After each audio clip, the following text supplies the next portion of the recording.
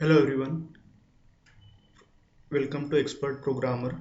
It's our new video tutorial in PHP web development. तो आज का जो अपना टॉपिक है वो है एरे। एरे के अंदर कैसे यूज़ करना है, कैसे ये एरे को आपको यूज़ करना है, कितने टाइप्स के एरे होते हैं, एरे को किस तरीके से लूप के अंदर एक्सेस करना है, वो सारी चीज़ें आज इस ट्यूटोरियल के अंदर डिस्कस करेंगे।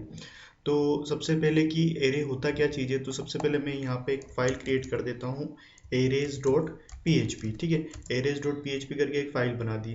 बेसिकली जब भी आपको PHP के अंदर एरे बनाना है तो यहाँ पे क्या करा मैंने, एरे फंक्शन यूज़ करेंगे।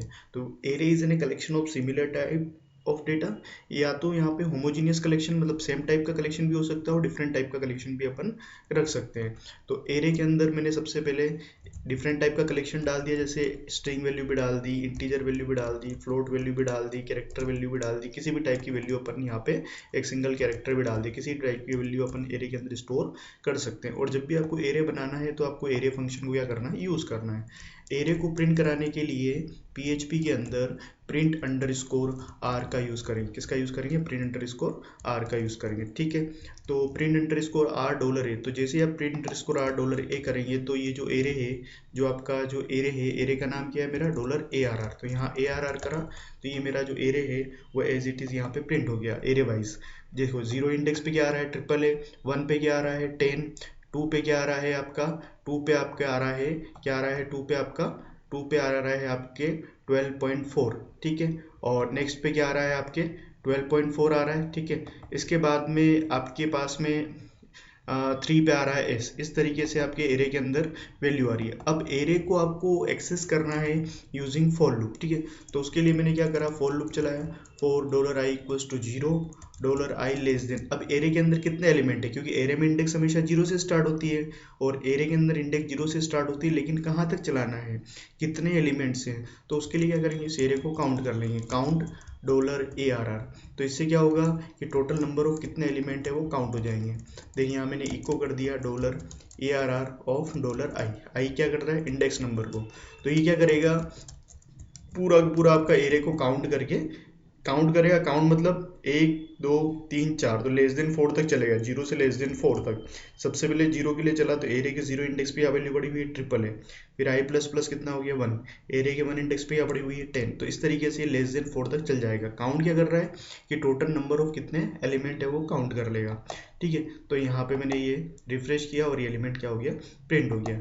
अब इस काउंट की जगह जैसे मैं यहाँ पे यूज़ कर लेता हूँ दूसरा साइज ऑफ, तो ये साइज बता देगा। ठीक है, तो दोनों में से आप कोई भी यूज़ कर सकते हो, या तो आप काउंट यूज़ कर लो या साइज ऑफ। दोनों क्या करेंगे, नंबर ऑफ कितने एलिमेंट्स हैं वो आपको काउंट करके फाइंड आउट कर लेते हैं।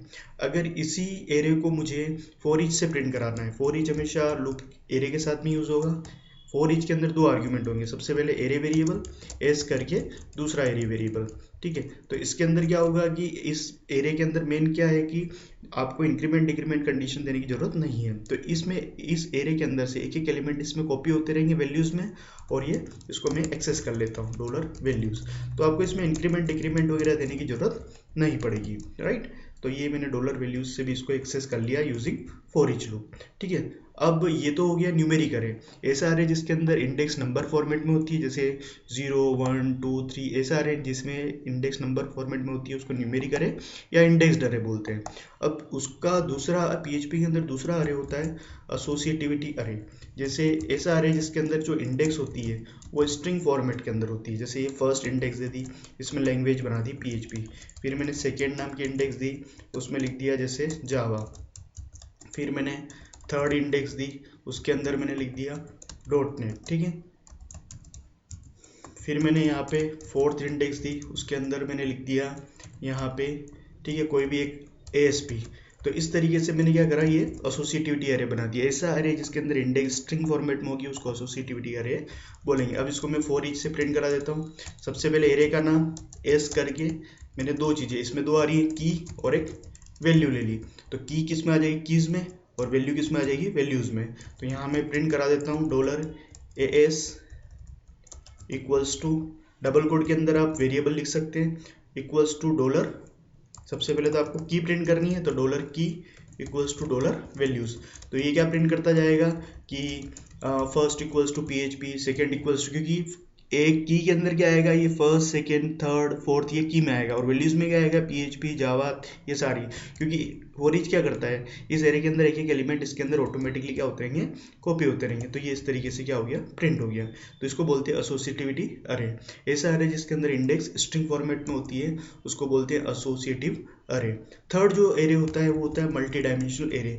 ऐसा अरे के अंदर अरे, एक अरे के अंदर एरे, जैसे एक एरे बना दिया, 1 2 3 एलिमेंट डाल दिया, फिर मैंने एक और एलिमेंट बना दिया 4 5 6, फिर मैंने एक और एरे बना दिया जिसके अंदर एलिमेंट डाल दिया 7 8 9। तो ऐसा अरे जिसके अंदर एरे के अंदर एरे होगा that is called as multi dimension array. तो ये 3x3 का एक एरे बन गया, मतलब 3 रो है और हर रो के अंदर कितनी कॉलम है, 3 कॉलम है। तो इसको अपन मैट्रिक्स फॉर्मेट में प्रिंट करा सकते हैं रो एंड कॉलम में।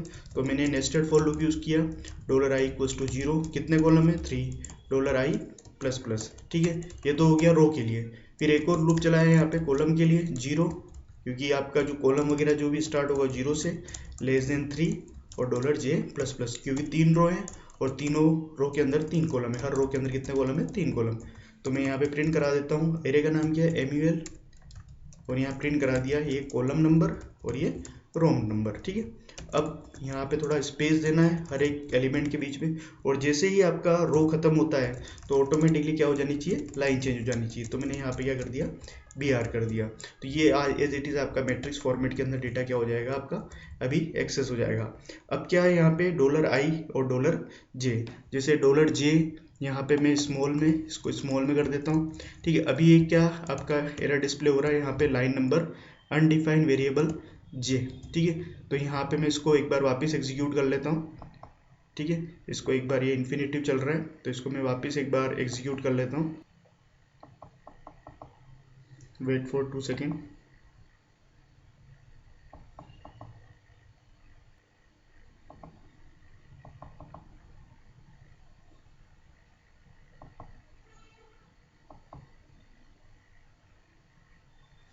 एक सेकेंड, इसको ब्राउज़र को मैं अभी एक बार क्लोज कर देता हूँ।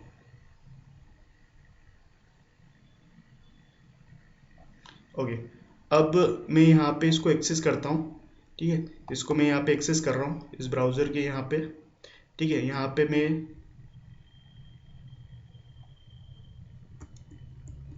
यहाँ पे जस्ट मैं लिखूँगा मेरा लोकल होस्ट / मेरे फोल्डर का नाम और arrays.php, ठीक है। तो जैसे मैं ये लिखूँगा तो मेरा जो भी एलिमेंट्स थे वो यहाँ पे आ गए, जैसे ये 1 2 3 4 5 6 7 8 9। क्योंकि इसको मैंने किस फॉर्मेट के अंदर प्रिंट करा दिया है, मैट्रिक्स फॉर्मेट के अंदर क्या कर दिया मैंने, इसको प्रिंट करा दिया। तो जब भी आपको मैट्रिक्स फॉर्मेट के अंदर डेटा एक्सेस करना है तो मुझे मल्टी डायमेंशनल एरे क्या करना पड़ेगा, यूज़ करना पड़ेगा, ठीक है। तो 3 तरीके के एरे हो गए PHP के अंदर। पहला हो गया आपका न्यूमेरिक अरे, या जिसको इंडेक्स्ड अरे भी बोलते हैं, न्यूमेरिक अरे या इंडेक्स्ड अरे। दूसरा जो होता है वो एसोसिएटिविटी अरे होता है, और थर्ड कौन सा होता है, मल्टी डायमेंशनल एरे होता है। न्यूमेरिक अरे, एसोसिएटिविटी अरे और मल्टी डायमेंशनल एरे। तो न्यूमेरिक अरे मतलब ऐसा अरे जिसके अंदर इंडेक्स क्या होती है, नंबर फॉर्मेट में होती है, उसको न्यूमेरिक अरे, और जिसके अंदर इंडेक्स क्या होती है, स्ट्रिंग फॉर्मेट में होती है, उसको बोलते हैं एसोसिएटिविटी अरे। और थर्ड जो लास्ट वाला अरे है वो मल्टी डायमेंशनल एरे है, मतलब एक एरे के अंदर दूसरा अरे होता है, उसको क्या बोलते हैं, मल्टी डायमेंशनल एरे। ओके, तो 3 तरीके की एरे हैं, और किस टाइप से उसको फॉर लूप से एक्सेस करना है और फॉर ईच से एक्सेस करना। फॉर ईच हमेशा एरे के साथ में यूज होगा। ओके ओके, तो ये एरे है। आगे वाले नेक्स्ट ट्यूटोरियल के बारे में एरे के बारे में और डिस्कस करेंगे। Thank you for watching this video. तो इस वीडियो को पहले आप सब्सक्राइब कर लीजिए, लाइक कर दीजिए, ताकि आगे आप नए नए वीडियो